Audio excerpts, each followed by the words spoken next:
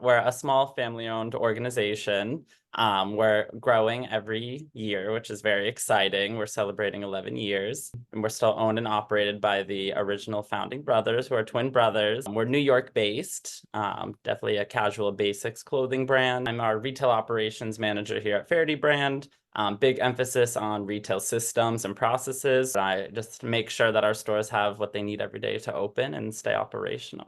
Pre-order.co, as far as like purchasing and ordering goes, it was more kind of a free for all. So obviously, we do our monthly expense reports where you capture all of that, but we didn't have like one dedicated place for everyone to go for supplies. We were a customer of WB Mason and then Staples, Advantage for a while. And we didn't fully use all those features. So like I said, it still kind of felt like the wild, wild west. Like people would just place orders, they go right for fulfillment. So we didn't have like any approval processes in place. And neither one of those vendors had everything we needed. So it's why we switched from WB Mason to Staples and then switched again to order.co. Because we really needed a one-stop shop. We found that our teams were often confused about where they go for certain items, and even for our internal operations team, like us having to go to so many different places just to get items, especially as we're expanding very rapidly. I think most importantly is like when we're opening a new store, there's obviously a massive list of what you need to get a store open. It could take maybe 2 weeks of our time when you have these openings, because not only are you going to different places to get all the orders placed, if something didn't arrive and you need to check off a list of what you ordered, like it's a lot of back and forth with checking the tracking, digging through emails from all these vendors. And so that was a huge benefit of order.co, and what excited us was bringing all of our vendors to one place. Our prior VP, he had joined and just noticed that that was just kind of like an operational thing, that like we were just spending so much time chasing vendors, chasing orders, not really having like a true kind of idea of what we're spending per location either. I mean, obviously, on the back end, you can, when you're doing your reconciliation with all your credit card purchases, you can, of course, like tally it up that way. But it was really hard for us to get a grasp on what stores were spending every month on supplies, as well as kind of that opening process. So we weren't looking for anything at the time, actually.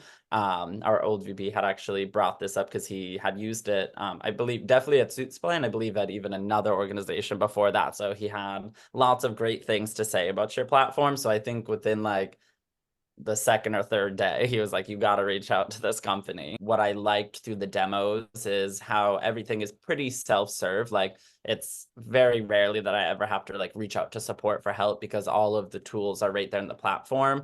Because past experiences, sometimes you need an account manager to help you set up approval processes, help you import locations. So like the fact that just with very easy, straightforward buttons, it's just so clear to you, like when you add a new location, when you add an approval process. So I think that was very exciting to us, is that it was very self-managed. And at the rate that we're moving so quickly, we kind of need tools that allow us to be very independent and manage everything ourselves. So that was great. I think another feature that really excited us is that you could really customize the view for your stores. So most other ordering platforms, you can control the items they see, but as far as categories, naming, all of that, that's kind of up to that company. So you can use kind of internal language that makes sense to, our retail employees, as well as rename items. Like, something might on the market might be called something, but yeah, it might be known as something else internally. So it's great that you can rename products.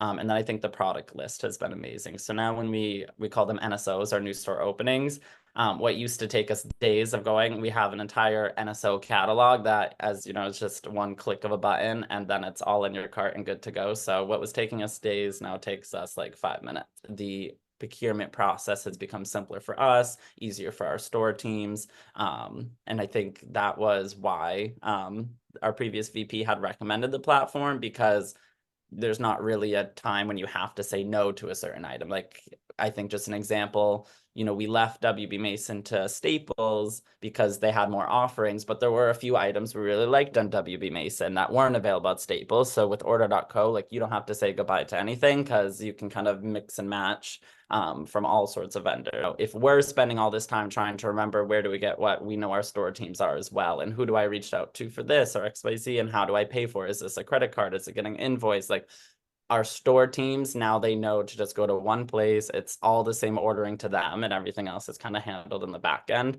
So that was a really big sell. It's really helped us identify trends. I would say like the most recent example too was using reports to build our 2024 budget based on the 2023 spend. So knowing what months that maybe we had higher operational tasks or we had higher events, so more things were purchased then. So it helped us see those trends as well to then forecast the upcoming year and what we could expect to spend. And we even actually increased our budget per location this month based on reporting that we had last year, just because we realized, every month we were kind of getting right up on the budget or needing to overspend a little. So using those tools to figure out what locations needed a higher budget, what months require a higher budget. I've even just been very impressed with the amount of features and enhancements in the last year that have come to the platform. So I think something else for retail ops managers constantly like roadmap and knowing what companies are working on, because when you sign on for a platform, that day you're getting their current offerings, but it's also important to know that there are enhancements coming and